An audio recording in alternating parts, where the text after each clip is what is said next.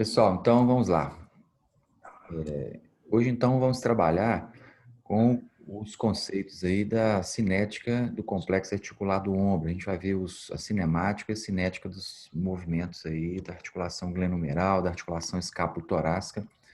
Como a gente já tinha visto os músculos, né, assim, o movimento, a gente vai entrar um pouco mais a fundo aí, fazer uma revisão para vocês aí sobre os movimentos, sobre as várias mobilidades que existem no ombro, certo?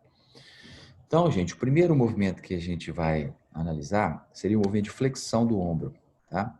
Então, a flexão do ombro, ela é realizada por, basicamente, o deltoide, fibras anteriores, o coracobraquial, o bíceps braquial e o peitoral maior, a sua porção clavicular. O peitoral, ele tem duas porções, a porção external e a porção clavicular. A porção clavicular trabalha na flexão, a posição external trabalha na extensão do ombro. Tá?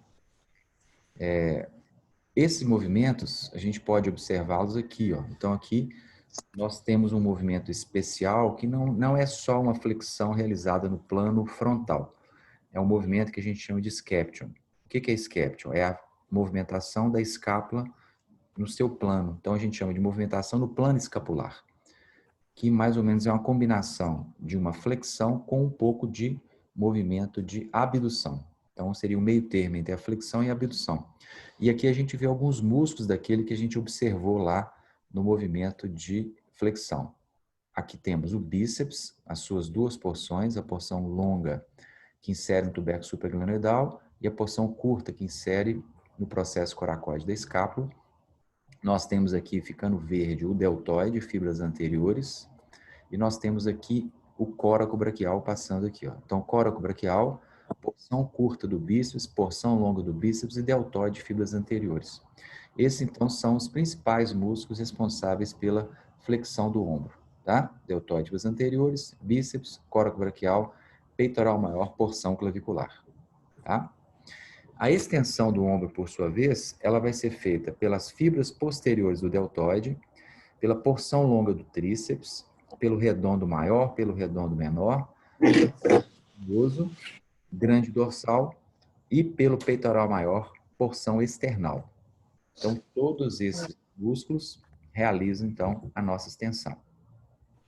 Então, aqui, ó, nós temos, então, esse movimento realizado. Aqui a gente está vendo mais a flexão do ombro. O movimento contrário seria a extensão. Aqui a gente vê alguns dos extensores. Por exemplo, aqui temos a porção longa do tríceps, temos o redondo maior e o grande dorsal na parte posterior, associado a todos aqueles outros músculos que a gente comentou. Tá? Então, seria esse movimento de flexão e extensão do ombro. Outro movimento do ombro que nós temos é o movimento de abdução e adução do ombro, realizado no plano frontal. Na abdução, nós vamos ter, então, as fibras médias do deltoide e o supraespinhal, tá? São movimentos, então, realizados no plano frontal. Vou só interromper um pouquinho para ver se tem alguém entrando aqui. Pronto. Então, esse movimento, então, realizado no plano frontal. Abdução e adução. Deltoide, fibras médias, supraespinhal. Seria basicamente esse movimento aqui, ó. Então, nós temos a movimentação realizada no plano frontal. Observe que não é aquela movimentação oblíqua que é realizada no plano escapular. A gente observa aí também como que a escápula se movimenta juntamente com o húmero durante esses movimentos. Então, existe uma coordenação, aquele ritmo escapulo-humeral. A escápula, toda vez que eu levanto os braços, ou para fazer a flexão ou para fazer a abdução, ela faz rotação superior, que é o que vocês estão vendo aí, né? E aqui a gente observa os músculos que fazem a abdução do ombro são dois. Deltoide seria esse verdinho e o supraespinhoso que sai aqui da fossa supraespinhal e vai para a região do tubérculo maior. Então aqui nós temos deltoide trabalhando, enfatizando mais a fibra média, que essa for verde aqui, ó, e o supraespinhoso aqui trabalhando. A adução do ombro, por sua vez, seria um movimento contrário. Aqui ele está soltando o braço. Então esse é um movimento excêntrico, né? Mas se ele estivesse fazendo um pulley, por exemplo, ele estaria trabalhando esses músculos que ficaram verdes. redondo maior, porção longa do tríceps, grande dorsal, e temos aqui também esses músculos infraespinhoso, redondo menor, que saem da borda medial da escápula e vão para o húmero. Então, nós temos aqui toda essa movimentação de adução do ombro, tá? E no caso, a abdução seria o deltoide, fibras médias e o supraespinhoso. Lembrando que quando você está vendo aí, a escápula fez rotação superior para orientar a cavidade glenoide na cabeça do húmero, e na hora de descer, se você lentamente desce o braço, você está fazendo uma contração excêntrica do deltoide e da musculatura do supraespinhoso. Não está contraindo o grande dorsal, os músculos adutores, tá? Você está simplesmente fazendo a contração excêntrica dos abdutores, tá? Aqui nós temos, então, os músculos que fazem a adução do ombro, que aí seria aquela contração concêntrica, grande dorsal, redondo maior, porção longa do tríceps, e na frente, a gente não viu ali, o peitoral maior. As suas duas porções, tanto a porção external quanto a porção clavicular, trabalham fazendo essa adução aí do ombro, tá? Outro movimento que nós vamos ter seria realizado no plano agora transverso, no plano transverso, a rotação interna e a rotação externa. Rotação interna e externa, então, acontece no plano transverso. Quem que move? Grande dorsal para a rotação interna. Grande dorsal, peitoral maior, redondo maior, subescapular e as fibras anteriores do deltoide. Então, esses músculos são os responsáveis por rodar o braço internamente. Rotação interna. Seria esse movimento aqui, ó. Aqui nós temos a rotação externa, realizada pelo deltoide posterior e pelo infraespinhoso e o redondo menor, que estaria aqui, e a rotação interna, realizada posteriormente aqui, visível pelo grande dorsal, pelo redondo maior, na frente o subescapular e as fibras anteriores do deltoide. Seriam essa movimentação, então, das rotações. Rotação externa, infraespinhoso e redondo menor, aqui ficando vermelho, e o deltoide ficando verde, e o deltoide posterior. Na rotação interna, peitoral maior na frente, grande dorsal atrás, redondo maior, fazendo então o giro interno do ombro, tá? Movimentos então de rotação externa. Quem que trabalha? Infraespinhoso, redondo menor, fibras posteriores do deltoide, como eu tinha visto ali, tá? Rotação interna são os músculos maiores, peitoral maior, redondo maior, subescapular e fibras anteriores do deltoide. Observe que a rotação interna é mais potente. São músculos maiores, que têm maior área de secção transversal, músculos que produzem maior torque. E a rotação externa são pequenos músculos, infraespinhoso, deltoide posterior, infraespinhoso e redondo menor, que é bem pequenininho, esse verdinho aqui que está rodando, tá? Muito bem. Agora, nós temos aqueles movimentos, que são movimentos especiais que nós conseguimos fazer no ombro, que são os movimentos de adução e abdução horizontal. Eles são realizados, então, no plano horizontal também, tá? Nós temos, então, as fibras anteriores do deltoide e o peitoral maior no movimento de adução horizontal do ombro. Esse movimento aqui, ó, trazer o braço para dentro. Adução, quando eu vou para fora, é a abdução horizontal do ombro. Então, adução, deltoide, fibras anteriores e o peitoral maior, as suas duas porções, tanto a external quanto a porção clavicular. Já a abdução horizontal seria esse movimento de levar o braço para trás, fazendo, por exemplo, um voador invertido, né? Seria, então, esse movimento aqui, ó. Nós vamos ter deltoide e fibras posteriores, os músculos escapulomerais. Escapulomerais nós consideramos aqueles músculos que saem da escápula e vão para o húmero. Então, por exemplo, redondo maior, redondo menor, infraespinhoso, subescapular. Deltoide nós também consideramos como escapulomerais, porque são músculos que saem da região da escápula, né, que saem, tem conexão da escápula com a região do húmero, certo? Então, escapulomeral. O deltoide ele se origina na espinha da escápula, no acrômio e na parte anterior da clavícula.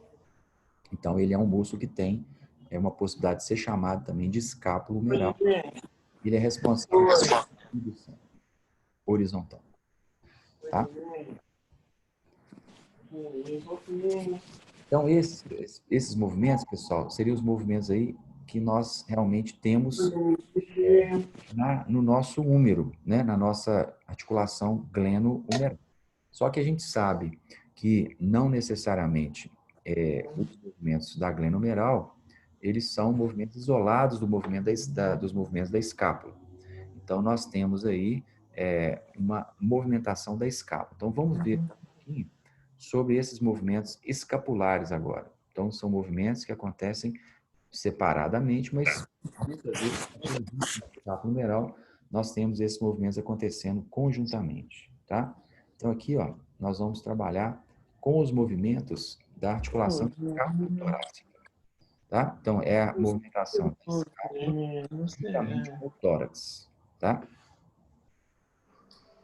Então, o primeiro movimento que a gente vai analisar seria o movimento de depressão da escápula. Então, o que é essa depressão da escápula? Você vai ter uma escápula que vai descer, que vai ser puxada para baixo, tá? Elevação, vocês estão vendo aí. E depois, então, a depressão, quando a escápula é tracionada inferiormente. Observe que ela não roda, ela só desce. Então, aí nós temos depressão escapular. Depressão escapular, ela é feita pelo serrátil anterior, pelas fibras inferiores do trapézio. Então, observe que isso tem capacidade de tracionar inferiormente a escápula. Aqui, então, está sendo alongado o serrátil anterior e o trapézio fibras inferiores. Observe que o serrátil ele sai das costelas e passa embaixo da borda medial da escápula e se insere na borda medial da escápula. E o trapézio inferior, ele tem essa capacidade de deprimir, porque ele é baixo e insere na espinha escapular aqui. Então, esses dois músculos são depressores da escápula, produzem essa depressão escapular. Depressão. Nós temos também os músculos que vão fazer, então, a elevação. Então, depressão, quem que é? Depressão. Peitoral menor. A gente não viu o peitoral menor, a gente vai ver noutra visão. Peitoral menor também, ele sai das costelas e vai para o processo coracoide. Então, ele tem também capacidade de deprimir a escápula. Temos o serrátil anterior e as fibras inferiores do trapézio, que trabalham também deprimindo, a gente já viu ali, tá? Na frente ali eu teria o peitoral menor, depois vou mostrar no outro ângulo para vocês, em outra visão. Movimento de elevação, então seria esse movimento que a escápula vai subir, né? Então, elevação escapular é um movimento que trabalha o trapézio, fibras superiores, trapézio, fibras superiores e trabalha o elevador da escápula. Aqui vocês estão vendo o elevador da escápula. O elevador da escápula é um músculo interessante porque ele sai das vértebras cervicais, ele vai em direção ao ângulo superior da escápula. E ele é meio oblíquo. E ele é um músculo, é o responsável frequentemente pelos torcicolos. Então, quando a gente tem torcicolo, muitas vezes esse é o músculo responsável. Muitas vezes devido ao excesso de estiramento, ao excesso de depressão da escápula. Então, quando a escápula é muito deprimida, esse músculo elevador da escápula, ele fica excessivamente estirado. E mais até do que propriamente encurtamento desses músculos, muitas vezes as fontes de dor na região cervical são relacionadas com o excesso de estiramento dessas fibras, a fragilidade e o alongamento excessivo, tanto das fibras do trapézio superior, quanto das fibras do elevador da escápula, tá? Então, elevação, quem que trabalha? Trapézio, fibras superiores e elevador da escápula, tá? Dúvidas, pessoal? Tranquilo? Ô André, acho que o seu microfone está aberto. Fecha para a gente, por favor. Então, gente, são músculos aí que a gente vai ter na elevação, tá? Depois, tá aberto o microfone aí, gente. Outro músculo outra movimentação que é interessante a gente analisar, pessoal, seria os movimentos de rotação superior da escápula, né? Que a gente viu toda hora que eu faço a flexão ou a abdução do ombro, existe uma necessidade da escápula se manter na cavidade glenoide, se manter com a cabeça do ombro encaixada. Isso quem faz é exatamente o ritmo escapulohumeral, a rotação superior da escápula, as ações de um sinergismo que existe entre as fibras superiores e inferiores do trapézio e o serrátil anterior, tá? Então, seria esse movimento aqui, ó. Isso é a rotação superior da escápula. Então, observe que a escápula gira, o serrátil contrai e puxa a escápula para frente, ao mesmo tempo, as fibras superiores e inferiores do trapézio, elas vão, então, rodar a nossa escápula. Para quê? Manter a cavidade glenoide alinhada com a cabeça do húmero. Então, esse é um movimento muito importante para que a gente tenha simetria, para que a gente tenha esse espaço preservado, para que não haja nenhum tipo de problema no ombro. Aqui a gente lembra que passa o tendão do supraespinhoso, aqui passa a bursa subacromial. Então, inadequações nessa sinergia produzem muito estresse nessa região, produzem lesões aqui nessa parte do ombro. Então, é necessário que haja, toda vez que você levanta os braços, é necessário que haja uma boa rotação superior da escápula para ter esse acoplamento ideal entre a cavidade glenoide e a cabeça do húmero. Quem produz esse movimento? Serrátil e as fibras superiores e inferiores do trapézio. Observe que a fibra média não trabalha tanto. Pelo ângulo das inserções, pela tração que é feita, fibra inferior e fibra superior do trapézio, rodando a escápula superiormente. E aqui a gente vê os músculos responsáveis pela rotação inferior. Seria o romboide, maior e menor, que está aqui, e o elevador da escápula. Então, quais músculos vão fazer rotação inferior? Romboides, menor e maior, tem uma pequena obliquidade, elevador da escápula e o peitoral menor, também o peitoral menor na parte da frente.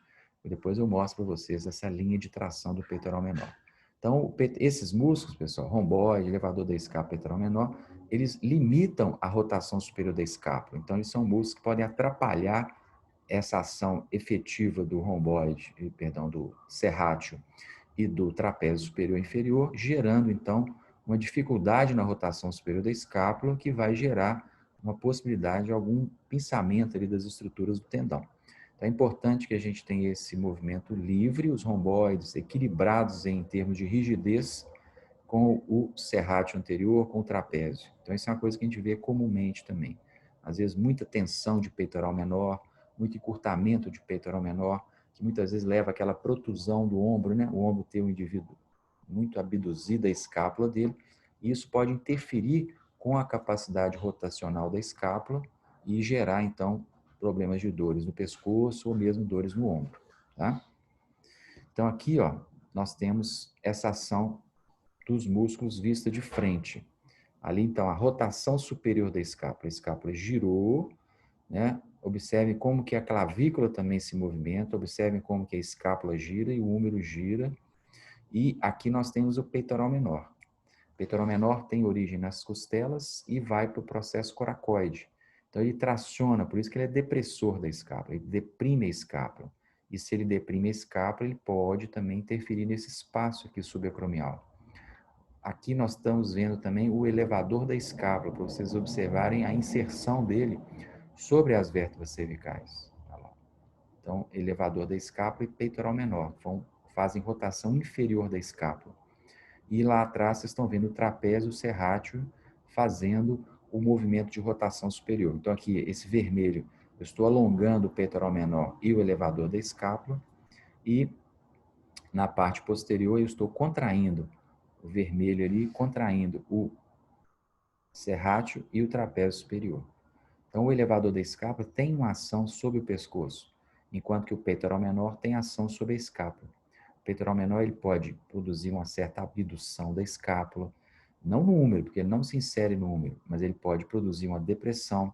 Ele tem fibras meio oblíquas que podem fazer a escápula rodar inferiormente e, consequentemente, diminuir esse espaço ou impedir que haja esse mecanismo adequado de rotação superior da escápula, fazendo então com que haja um bom ritmo escapulomeral. Lembrando aqui também da necessidade da movimentação da clavícula. A clavícula tem que elevar, a clavícula tem que rodar posteriormente, para que a gente tenha uma boa mecânica da nossa articulação glenomeral.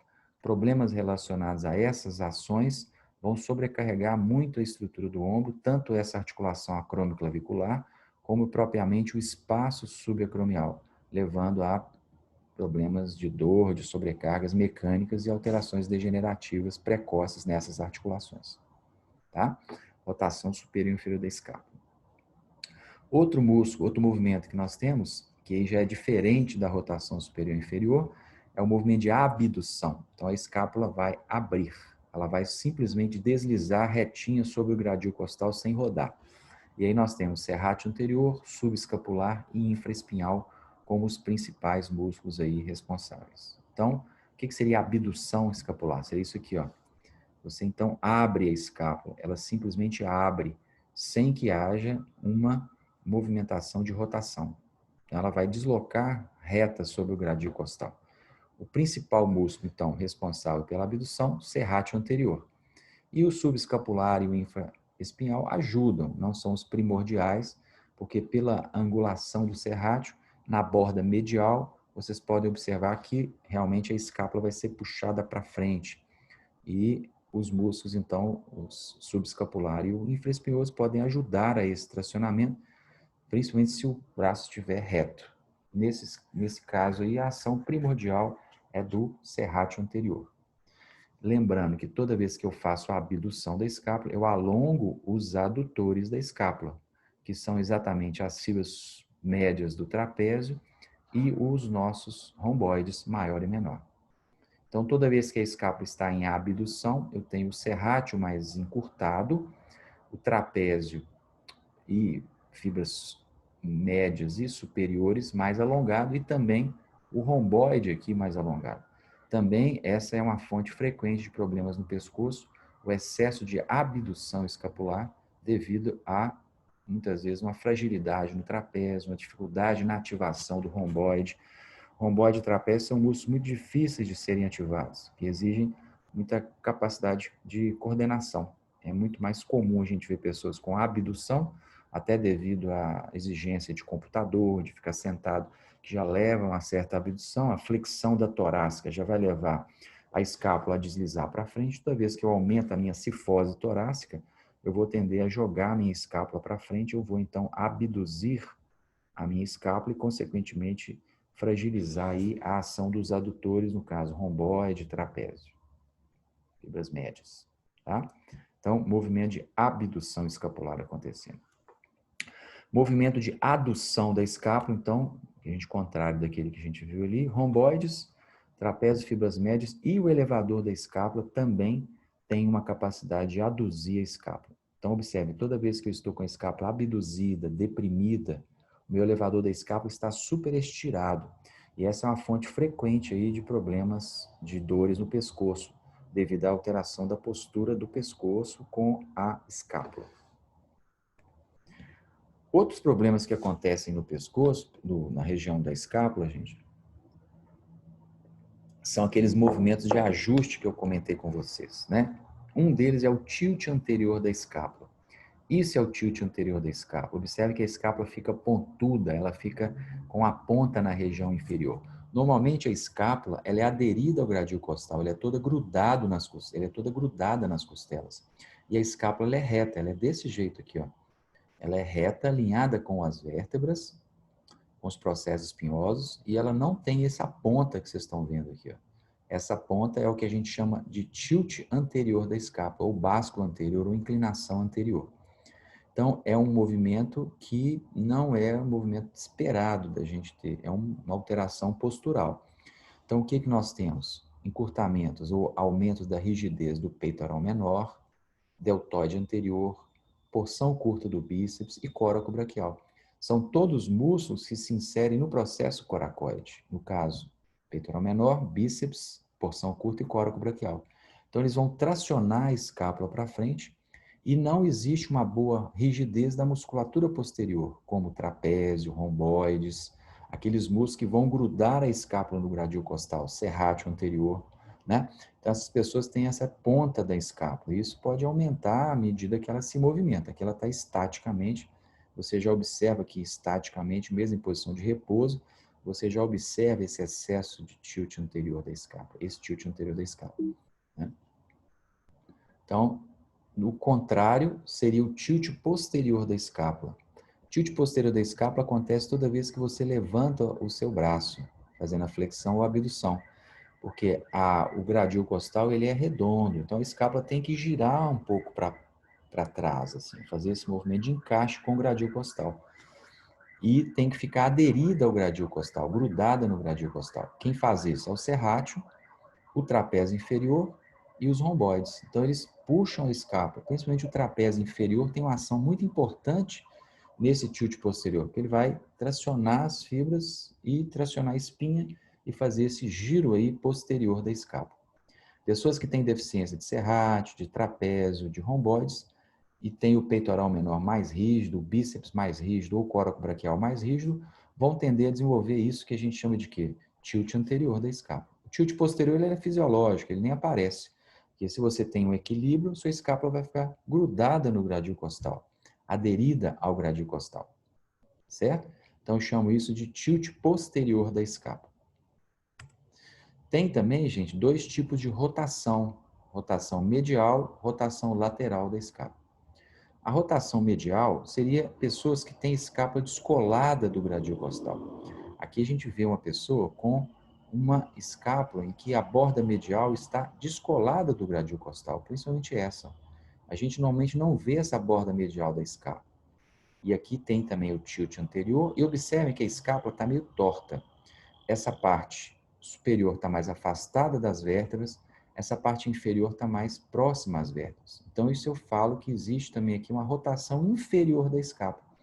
A escápula está rodando inferiormente, talvez por um excesso de rigidez do deltoide, talvez por uma fragilidade do trapézio, que faz a rotação superior do serrátil. Então, essa pessoa tem uma fraqueza muscular nessa região. E aí a gente vê, então, aparecer aqui o tilt anterior, a rotação inferior e associado à rotação medial, que é o descolamento da borda medial da escápula.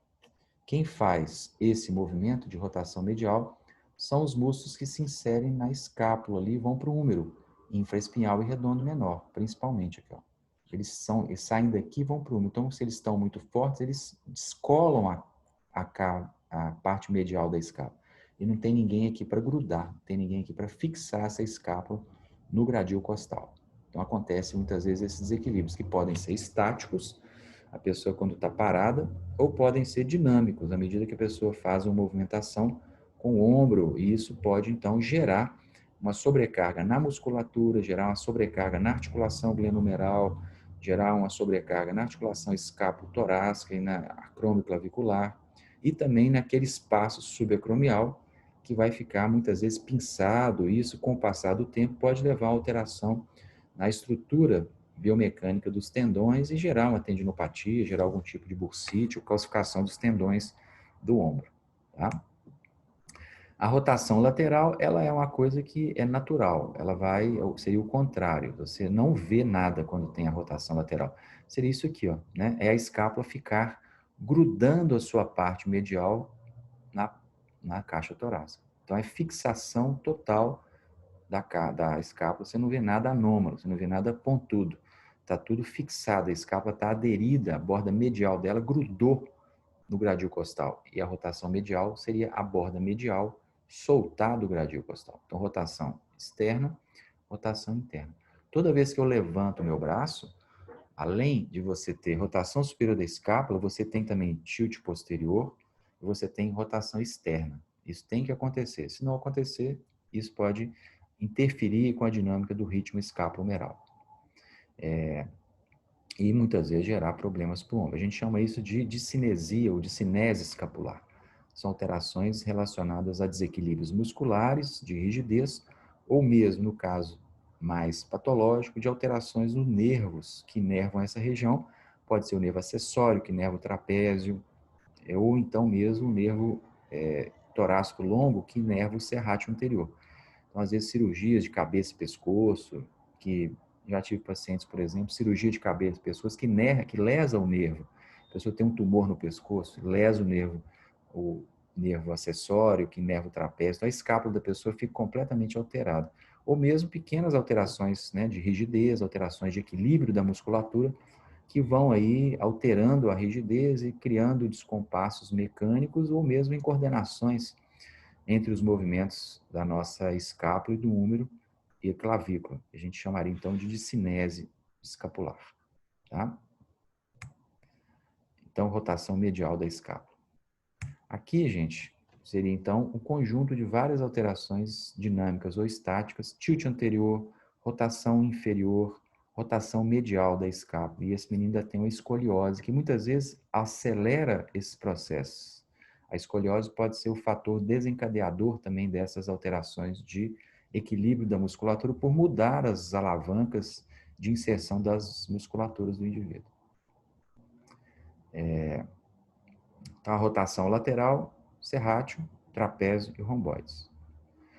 Então, aqui a gente observa, gente, essa movimentação da escápula. Retração é um movimento muito dinâmico, é um movimento muito complexo, esse movimento da escápula, até que é muito difícil de estudar, de fazer estudos cinemáticos. A rotação superior da escápula, rotação inferior da escápula, né?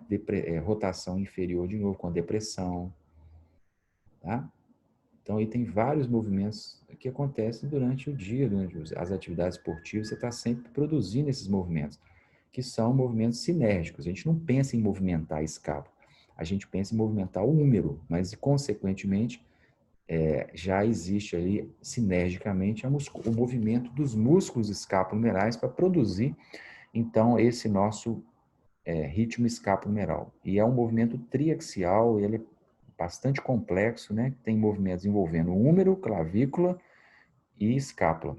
E além disso, o húmero, gente, quando ele vai levantar o braço, quando a gente levanta o braço, vocês podem observar, o húmero faz rotação externa.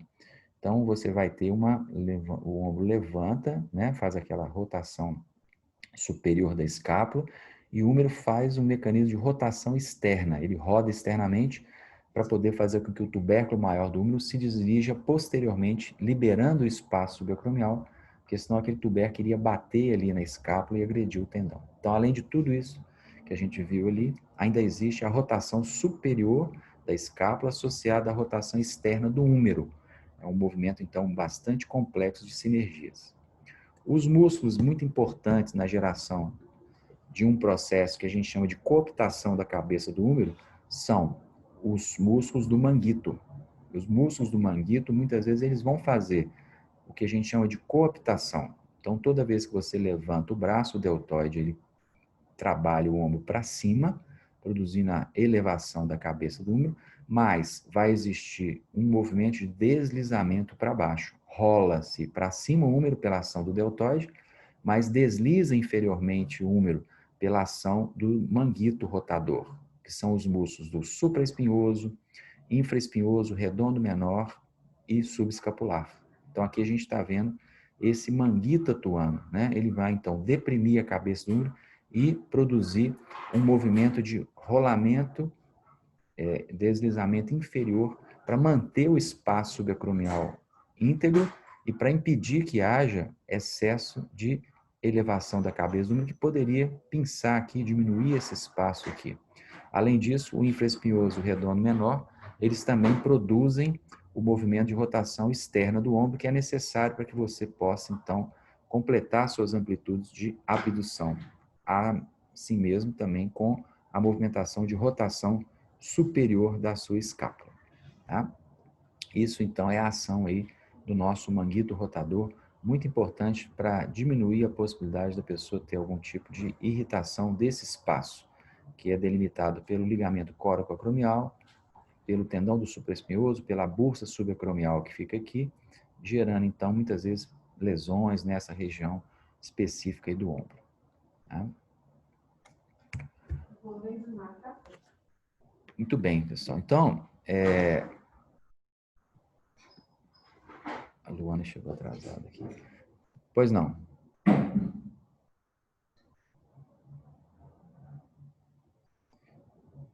O seu microfone está fechado.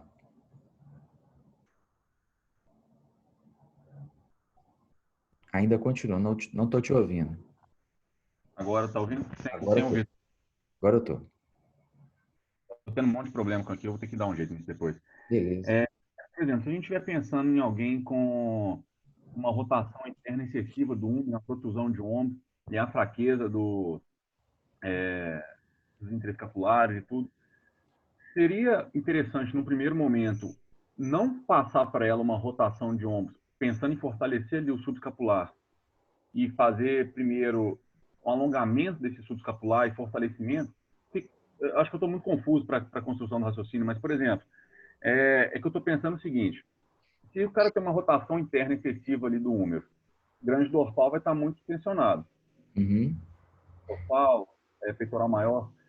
Seria interessante fazer uma rotação interna visando a ativação do subescapular nesse primeiro Não. momento ou não? Só alonga, faz a rotação interna e depois trabalha o subescapular. Você tem mecanismos, né? Porque se você fizer a rotação interna, dependendo da posição que você for colocar o seu braço, você vai priorizar o peitoral maior, que também é rotador interno, e o grande dorsal. Então, você vai acabar rodando mais ainda o ombro internamente, e isso dificultando aí a rotação externa que tem que acontecer quando a gente levanta o braço, né? Então, isso acontece muitas vezes nas pessoas que fazem muita musculação, que tem muita massa muscular de peitoral e grande dorsal, que desenvolve excessivamente o grande dorsal e o peitoral maior. Então, essas pessoas, quando elas levantam o braço, elas têm dificuldade para fazer rotação externa. Então, no caso, você teria que alongar o peitoral, alongar o grande dorsal, o subescapular também, né? Até mesmo o complexo ali, todos esses músculos que fazem a rotação externa. O redondo maior também é um músculo que estaria bastante encurtado nesses casos. Então, você teria que fortalecer os rotadores externos, infraespinhoso, redondo menor, deltoide posterior. Você teria que fortalecer muitas vezes o romboide, o trapézio, fibras médias, que são os músculos que aduzem a escápula, que a gente não pode esquecer também da escápula, que muitas vezes, quando você tem excesso de rotação interna, a sua escápula vai estar mais abduzida. Então, é necessário que você fortaleça também a musculatura escapular, que faz redução, tá? Então, é esse conjunto aí que tem que ser trabalhado. O serrátil anterior, ele é o subescapular, que você perguntou, ele é um músculo que faz rotação interna também. Do manguito, ele é o único que faz rotação interna. Os outros, supraespinhoso, infraespinhoso, redondo menor, fazem rotação externa. E o subescapular faz rotação interna. Então, ele não deve ser trabalhado em excesso. Respondeu a sua pergunta?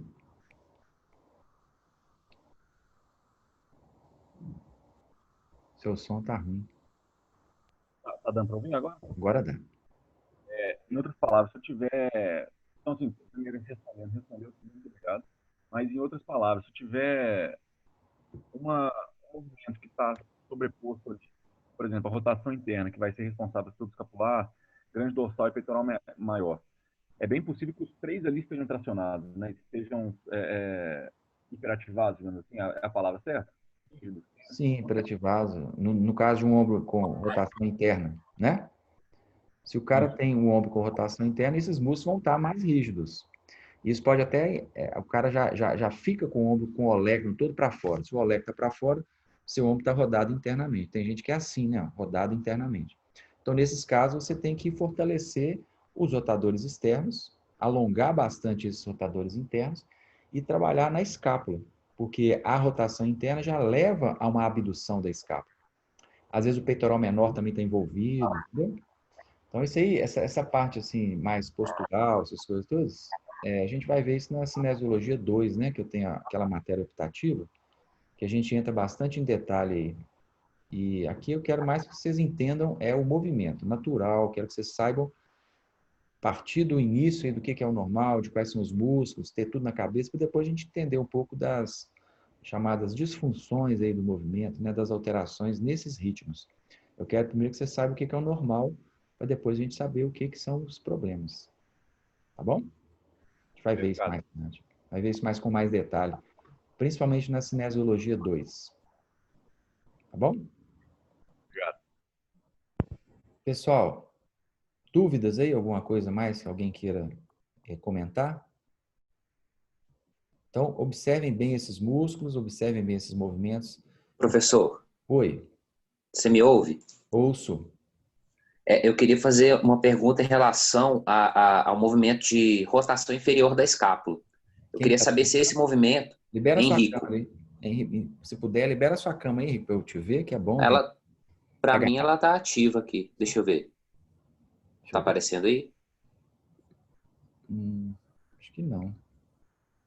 Tá, não tem problema, não. Pode falar aí. Ah, estranho. Eu tô aparecendo aqui para mim. Tá aparecendo para você. Não tô te vendo, não. Mas, Henrique? enfim, Henrique? Henrique? Henrico, Henrico. Henrico com E. Deixa eu ver se eu acho você aqui. Não tá. Tô vendo que tem aqui Henrique. Mas tá bom, O pode meu é falar. com E.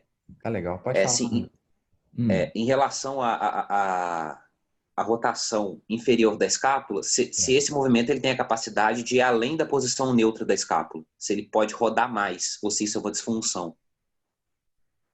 Ele pode passar. Você viu naquele exemplo que eu dei do cara que tem esse aqui, por exemplo? Olha só. Esse aqui, ó.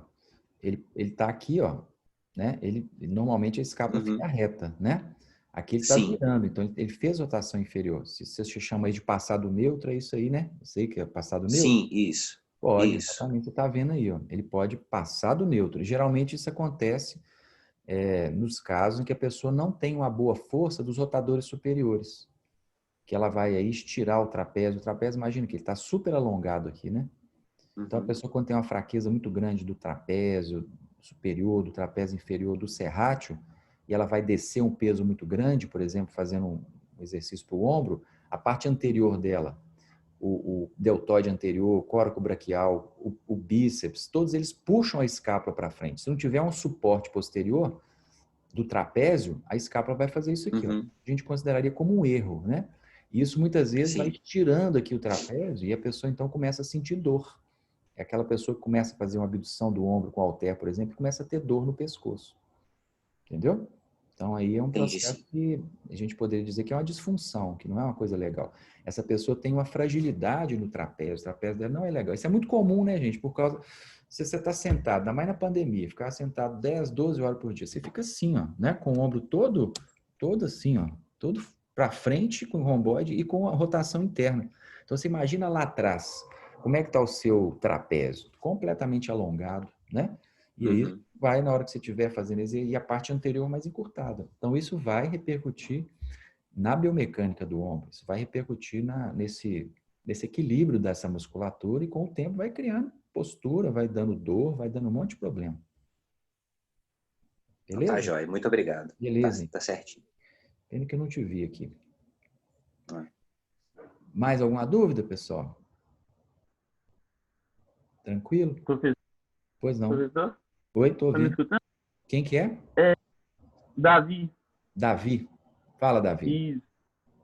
Eu fiquei na dúvida que se naqueles videozinhos, Ah, é, tanto de cor, de tonalidade verde para laranja, isso tem a ver com contração excêntrica e concêntrica. tem a ver.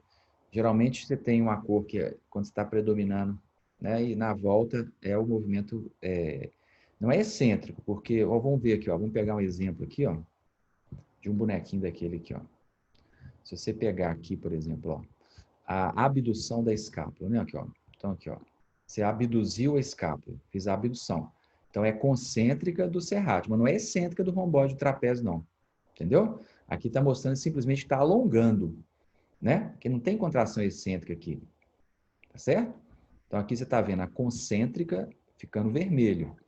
Agora, não quer dizer que tem a excêntrica do romboide do trapézio, não. Ali está simplesmente mostrando o alongamento passivo dessa musculatura. Deu para entender? Então, quando fica vermelha a concêntrica, Quando fica vermelho é a concêntrica. entendi. Concêntrica. Ah, tá. Que no caso ficou verde, né? Concêntrica do serrátil. Tá? Tá contraindo, tá puxando a escápula para frente. Ficou verde. Quando você está alongando, no caso aqui do serrátil, quando você fez a adução da escápula aqui, ó, ficou verde o romboide e o trapézio, fibras médias, e alongou o serrátil. Mas não quer dizer que isso seja excêntrico. Isso é simplesmente um mecanismo passivo de alongamento que está sendo executado pela contração concêntrica dos antagonistas. Entendeu? Ah, Ó, entendi. concêntrico ficou verde, ó. Concêntrico ficou verde o nosso serrátil. E alongou o trapézio e o romboide. Mas não quer dizer que seja excêntrico. Entendeu? Porque Entendi.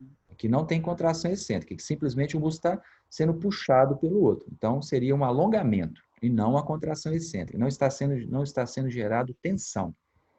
Está simplesmente havendo um alongamento. Vocês estão vendo essas? Entendi.